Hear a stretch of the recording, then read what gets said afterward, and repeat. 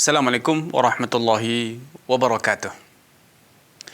Innal hamdalillah nahmaduhu wa nasta'inuhu wa nastaghfiruh wa na'udzu billahi min shururi anfusina wa sayyiati a'malina. May yahdihillahu fala mudilla lahu wa may yudlil fala hadiyalah. Asyhadu an la ilaha illallah wahdahu la syarikalah wa asyhadu anna Muhammadan abduhu wa rasuluhu amma ba'd. Pemirsa Fatwa TV dimanapun Anda berada. Alhamdulillah, pada kesempatan yang berbahagia ini, kembali kita dapat berjumpa pada program acara kita. Semoga program acara kita ini menambahkan hasanah keilmuan, mengobarkan semangat untuk beramal, dan mempertajam dan memperdalam keimanan kita. Salawat serta salam tidak luput untuk kita aturkan kepada Nabi kita, Nabi Muhammad sallallahu alaihi wasallam, kepada keluarga dan juga sahabat-sahabatnya yang telah membuktikan ketulusan niat, kesungguhan perjuangan, dan pengorbanan yang tanpa batas. Semua itu demi tegaknya dinul Islam dalam rangka i'la kalimatillah, menegakkan agama Allah Azza wa Jalla. Semoga Allah Subhanahu wa taala berkenan mempersatukan kita dengan sahabat-sahabat Rasulullah sallallahu alaihi wasallam kelak di dalam jannahnya, amin ya rabbal alamin. Pemirsa Fatwa TV dimanapun Anda berada, masih bersama tema Al-Luqatah, barang temuan. Al-Muallif Al-Imam Abu Syuja' menyatakan, wa in amina 'alaiha fal akhdhu afdal. Beliau mengatakan, siapapun yang merasa pede, merasa percaya diri bahwa dia mampu menjaganya, merawatnya, untuk kemudian dia umumkan agar barang tersebut bisa ditemukan kembali oleh pemiliknya, maka menurut penjelasan beliau, fal akhdhu afdal, maka yang lebih utama bagi dia adalah memungut luqatah tersebut, memungut barang temuan tersebut. Kenapa? Karena memungut luqatah itu, memungut barang temuan itu salah satu bentuk dari ta'awun, tolong menolong dalam kebajikan. Dan itu juga termasuk bentuk nasrul mazlum, menolong orang yang sedang kesusahan. Wallahu fi aunil abdi ma damal abdu fi auni akhi. Allah akan senantiasa menolong Anda selama Anda ringan tangan untuk menolong saudaramu. Dengan demikian tidak diragukan bahwa berupaya agar barang yang terjatuh dapat ditemukan kembali oleh pemiliknya, ini adalah bentuk dari tolong-menolong dalam kebajikan dan kebaikan. Dan ini tentu akan menjadikan pemilik barang tersebut merasa senang. Padahal Rasulullah SAW telah bersabda ketika ditanya perihal amalan apa yang paling baik, paling besar pahalanya dan paling dicintai Allah Subhanahu wa taala, beliau mengatakan, sururun tudkhiluhu ala qalbi muslimin. Amalan yang paling baik, yang paling Allah cintai, salah satunya adalah bila engkau berbuat, melakukan satu tindakan yang dengannya menjadikan saudaramu muslim merasa senang. Tidak diragukan, bahkan Anda pun merasakan yang sama. Ketika ada barang yang milik Anda tertinggal, kemudian ada orang yang berbesar jiwa, berbesar hati, menemukan barang tersebut, menyimpannya, mengumumkannya, apalagi dengan berbesar hati dia menghubungi Anda, apalagi sampai mengantarkannya ke rumah Anda, mengembalikannya, tentu itu suatu hal yang sangat luar biasa.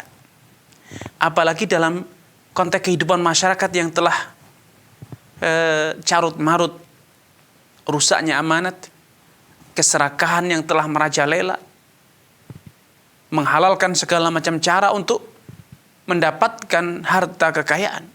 Sehingga adanya orang-orang yang amin, orang-orang yang senantiasa menjaga amanah semacam ini, tentu itu suatu hal yang sangat luar biasa di tengah masyarakat yang sedang haus, sedang gersang, sedang mengalami krisis amanah, krisis kepercayaan. Baik, pernyataan al-akhdhu afdol, mengambil itu lebih utama, pernyataan ini sangat luas pemahamannya. Lebih utama apakah hanya sebatas sunnah atau wajib, ya.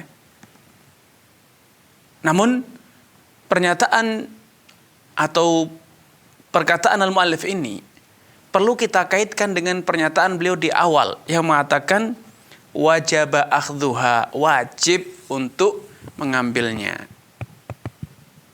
Sehingga kalau Anda merasa mampu dan khawatir barang tersebut diambil oleh orang yang berkhianat, akan merusaknya, memanfaatkannya, dan tidak mengembalikan kepada pemiliknya, maka Anda wajib. Akan tetapi, bila barang temuan itu di tengah-tengah masyarakat yang amanah, masyarakat yang jujur, sehingga kalaupun barang itu tidak Anda ambil, akan diambil oleh orang lain yang juga sama-sama amanah. Maka dalam kondisi semacam ini, mengambil itu lebih utama, walaupun tidak wajib. Kenapa? Karena kalaupun tidak Anda ambil, barang itu tidak akan rusak, tidak akan hilang. Tidak akan diambil oleh orang yang pengkhianat. Tetapi ketika dikhawatirkan, maka dalam kondisi ini menjadi fardhu ain atas Anda. Karena menolong, menyelamatkan harta saudara itu hukumnya wajib bila tidak ada yang bisa melakukan kecuali Anda. Namun ketika ada orang banyak yang bisa melakukannya, maka tentu mengambil itu lebih utama, karena tentu itu adalah bentuk dari satu kebajikan, satu tolong menolong,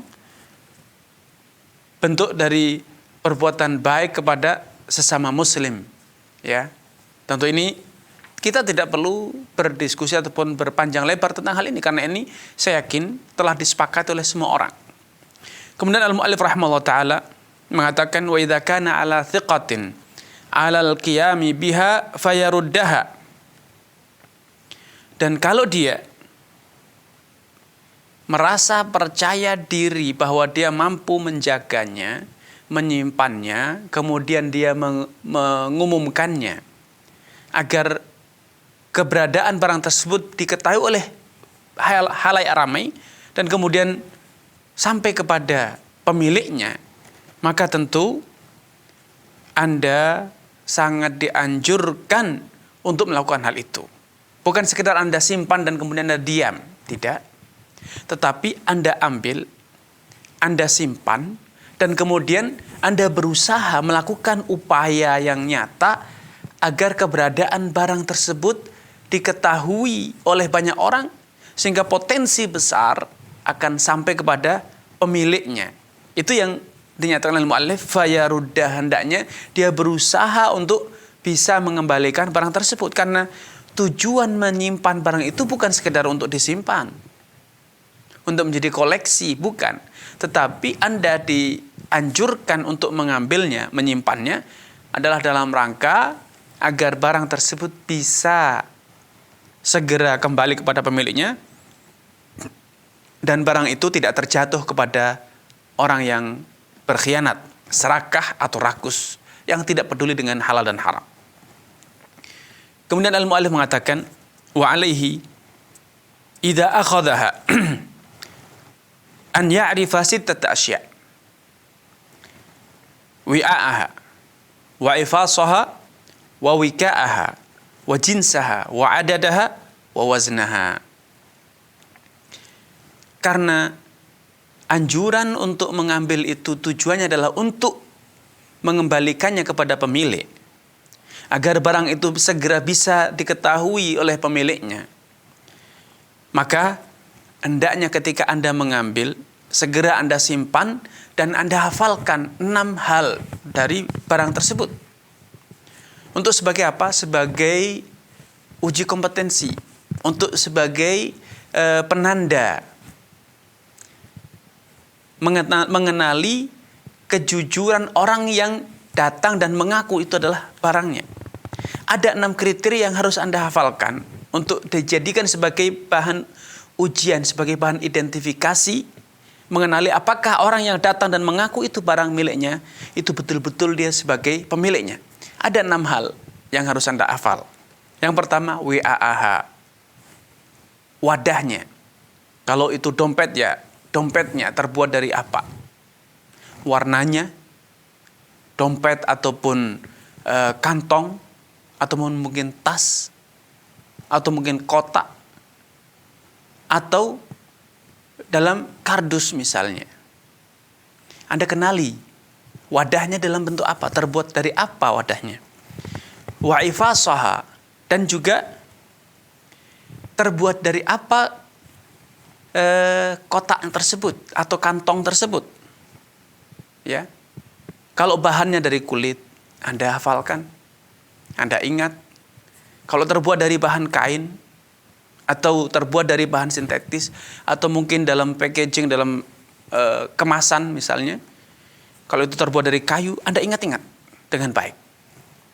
Sehingga ketika nanti ada yang datang, Anda tes dia. Disimpan dalam bentuk apa? Dompetnya terbuat dari apa?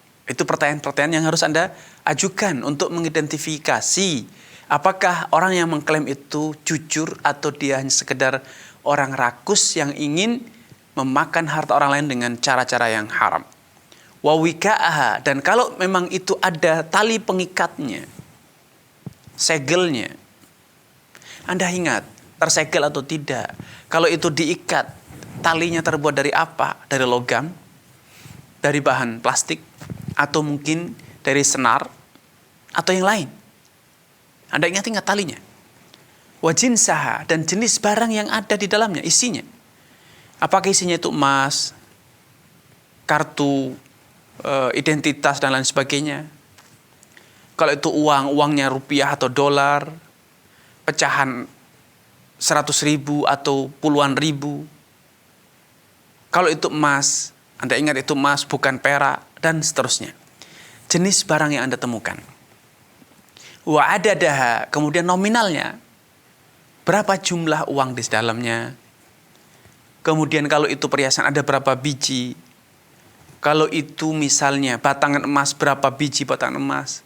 Kalau uang dinar, berapa kepeng uang dinar. Kalau itu pakaian, berapa setel pakaian misalnya. Dan demikian seterusnya.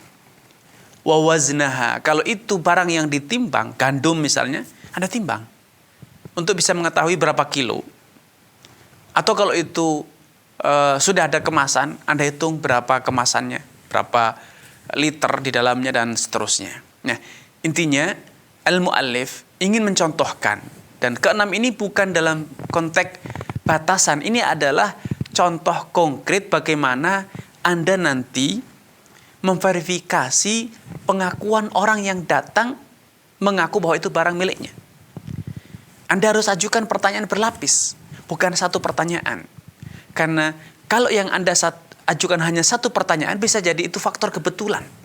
Dia mengatakan dompet ada uangnya. Ya, tapi ketika dia dimintai keterangan lebih lanjut, dompet terbuat dari apa? Kalau dompetnya ada mereknya apa? Kemudian uangnya ada berapa? Kemudian kartu identitasnya, kartu ATM, dan seterusnya. Ada kartu apa saja di dalamnya. Ketika itu faktor spekulasi, maka biasanya dia tidak akan bisa menjawab pertanyaan ini dengan baik. Ya, sehingga pertanyaan yang berlapis 6 pertanyaan ini itu sejatinya bukan batasan, tetapi itu contoh konkret bagaimana Anda memverifikasi kejujuran orang yang mengklaim bahwa itu barangnya. Ajukan pertanyaan berlapis sampai 6 lapis pertanyaan. Sehingga kalau dia betul-betul bisa menjawab ke-6 pertanyaan itu, maka praduga kuat. Praduga kuat itu betul-betul pemilik. Ya, karena tidak mungkin kebetulan sampai 6 poin berturut-turut dia bisa menjawab semuanya. Tidak mungkin. Secara tradisi tidak mungkin itu terjadi secara kebetulan. Kecuali memang dia betul-betul mengetahuinya. Ya. Sehingga Anda menghafalkan 6 kriteria tersebut bukan dalam konteks untuk sebagai hafalan yang baku, tidak, tapi itu adalah upaya para fuqaha berdasarkan penjelasan Nabi SAW untuk memverifikasi pengakuan orang yang mengklaim bahwa itu barangnya. Karena dalam sabdanya Nabi SAW mengatakan i'rif ifasaha wa wika'aha thumma arif hasanah. Kenalilah ifas, kantongnya terbuat dari apa, warnanya, dan kemudian talinya. Karena biasanya kalau orang itu sudah ditanya secara detail semacam ini, apalagi sudah sampai pada pertanyaan tentang jumlah, tentang jenis barangnya, biasanya dia tidak akan bisa menjawab dengan tepat. Paling-paling kalau dia spekulasi, asal jawab, paling dia bisa menjawab 1 ataupun 2. Tapi ketika pertanyaan berlapis dan ternyata dia betul semuanya, maka itu bukti nyata, itu indikasi yang meyakinkan bahwa itu adalah betul-betul pemilik.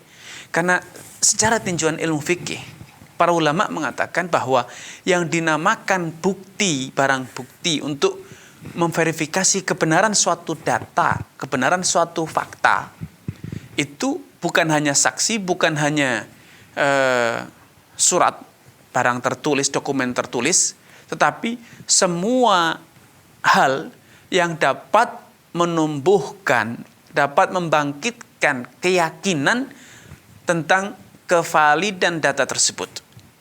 Sehingga ketika diajukan 6 pertanyaan berlapis semacam ini dan ternyata betul semua, tidak ada yang meleset, maka itu kemungkinan besar ghalabatul dzan, praduga kuat itu adalah barang miliknya.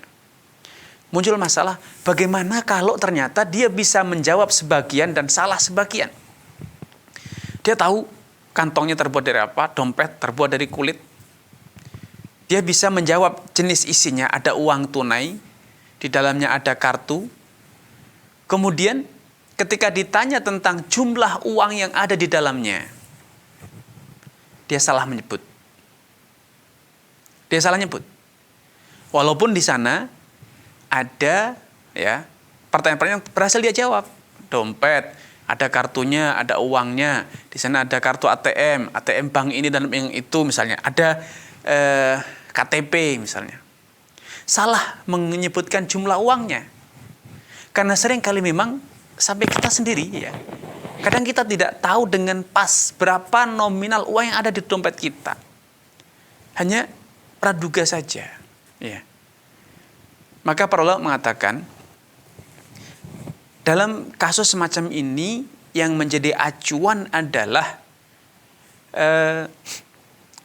praduga. Kekuatan praduga tentang kebenaran pengakuan orang tersebut. Ya, kalau sudah disampaikan ya dompet, kemudian jenisnya, kemudian isinya, apalagi di sana didapatkan kartu identitasnya, KTP-nya, dan kemudian dia salah menyebut jumlah nominal uangnya, maka secara tradisi itu tidak mempengaruhi. Ya, masih bisa ditoleransi. Kenapa? Kadang barang tersebut kita terjatuh, tercecer, uangnya ada yang terjatuh, hilang. Atau mungkin sudah diambil oleh orang sebelumnya.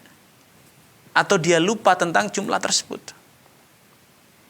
Namun keberadaan KTP, keberadaan SIM misalnya, itu menjadi bukti yang valid. Meyakinkan bahwa itu barang milik dia. Karena biasanya orang tidak akan menyimpan KTP, tidak akan menyimpan kartu SIM, kecuali di dompet sendiri.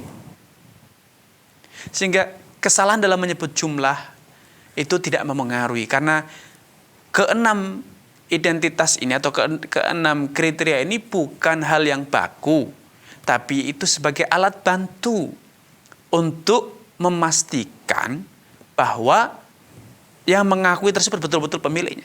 Sehingga kalau sudah ada alat bantu yang lain yang valid, maka cukup itu sebagai bukti ya. Misalnya ada yang menemukan HP. Ya. Sulit bagi orang yang, apalagi orang awam, untuk bisa mengenali pemilik HP tersebut. Tapi ketika dia bisa menyebutkan sebagian nomor yang tersimpan di sana, kemudian nomor tersebut dihubungi dan menyatakan bahwa itu betul nomornya si fulan, ini sudah meyakinkan bahwa itu betul-betul milik dia. Apalagi dia sudah bisa menyebutkan jenis HP-nya, warnanya, kemudian dia merek HP-nya, itu sudah meyakinkan bahwa dia adalah pemiliknya. Apalagi dia bisa menyebutkan nomor kunci password dari HP tersebut. Maka ini sudah cukup ya, walaupun bisa jadi dia lupa tahun serinya, nomor serinya, dia bisa jadi tidak tahu menahu tentang seri HP, tahun produksi, tapi hal-hal tersebut yang di atas ya, kunci passwordnya dan kemudian sebagian nomor yang ketika dihubungi betul-betul mengakui itu nomor si fulan yang mengaku itu, maka itu sudah cukup sebagai bukti konkret bahwa orang tersebut adalah pemilik dari HP tersebut. Ya, sekali lagi perlu ditekankan, keenam hal ini bukan hal yang baku, tapi keenam ini adalah 6 hal, 6 pertanyaan berlapis untuk memverifikasi, membuktikan, menguji kebenaran dari pengakuan orang tersebut. Ya. Kemudian al-mu'allif mengatakan wa yahfadhaha fi hirzi mithliha. Kalau Anda telah mengambil barang temuan tersebut,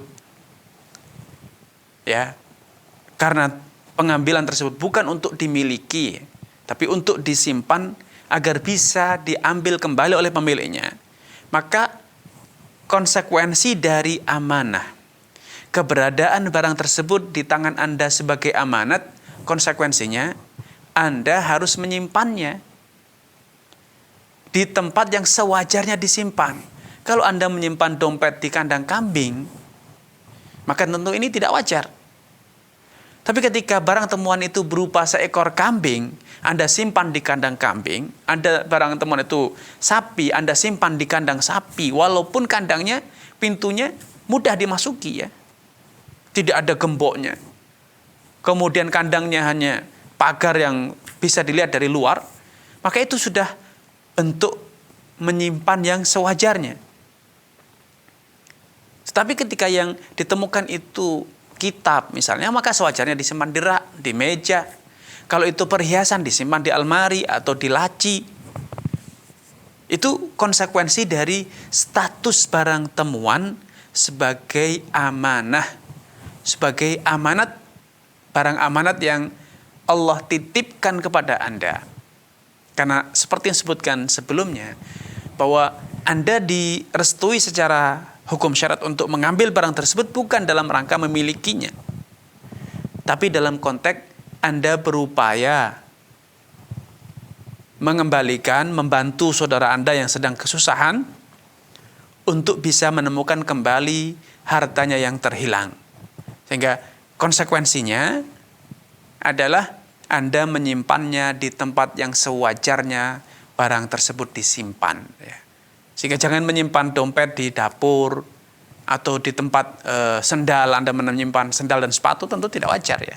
Anda simpan di tempat yang sewajarnya. Kalau Anda menemukan sepatu yang berharga, simpan di tempat Anda menyimpan sepatu Anda.